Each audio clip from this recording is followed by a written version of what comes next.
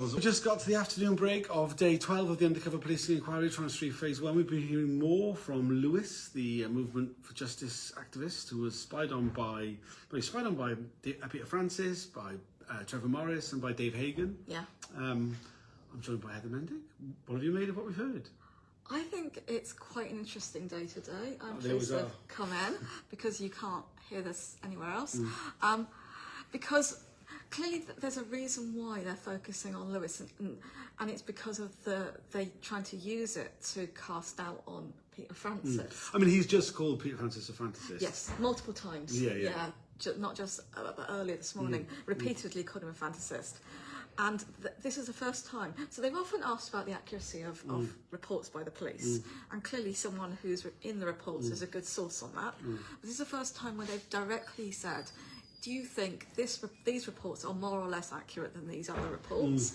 And I think that's a very deliberate attempt to sort of target Peter Francis. And obviously there's a state interest in doing so, because some of Peter Francis' claims, particularly, that they were spying on people to specifically to smear the Stephen Lawrence family, are incendiary in terms of It was actually specifically about that as well, because one of the things we saw was that supposedly two of the rumours, one about Doreen Lawrence and where she was on the night of Stephen Lawrence's murder, but also one about Dwayne Brooks, and they some have been involved in disorder at Welling.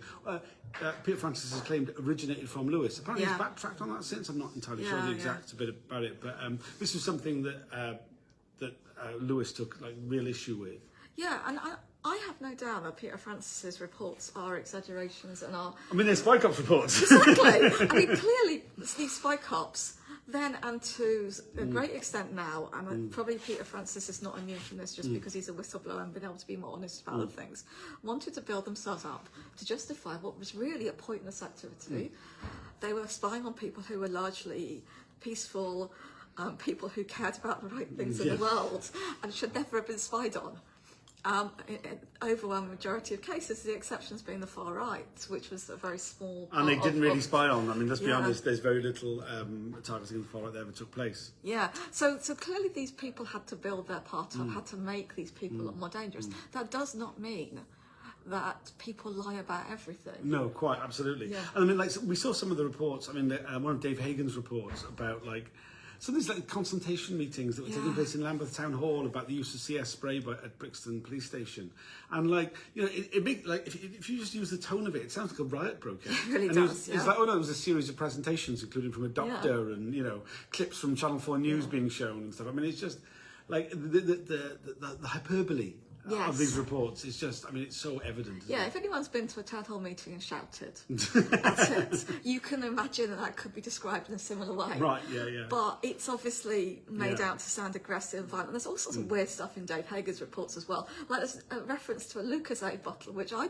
vaguely remember Lucozade bottles. I mean, they were thicker glass than other bottles. I mean, in circles, that's very well known. Okay, I didn't know this. I mean, and Lewis claimed never to have heard of this. No. I believe Lewis hadn't heard of this. I'd certainly heard of it. Right. I think it's a well-known thing. But it's certainly, if you're doing this, this is a glamorisation of this kind of thing. Of making, they say he was covering his face, and Lewis says, well, actually, no, I never covered my face.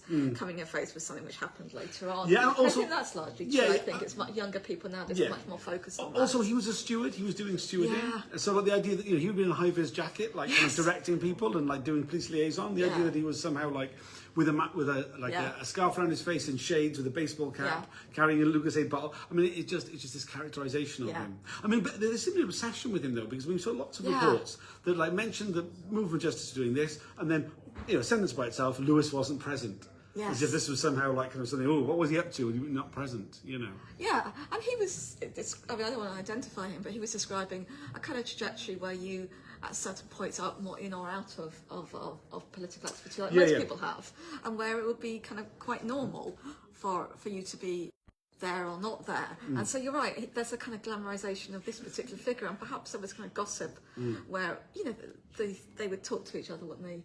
The cops, they would say, oh, you need to look out for this guy. And that would lead the other ones to then report on him in particular ways, which were consistent with earlier ways.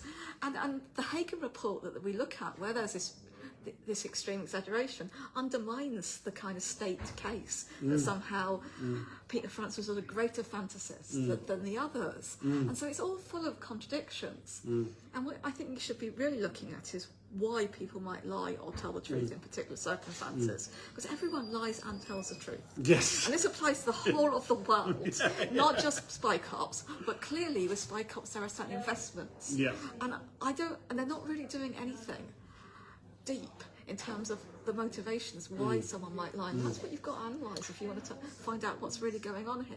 Absolutely, absolutely. It's only a short break. We should probably get back in and be restarting. Thanks for joining us. We'll be doing another video at the end of the day. See you then.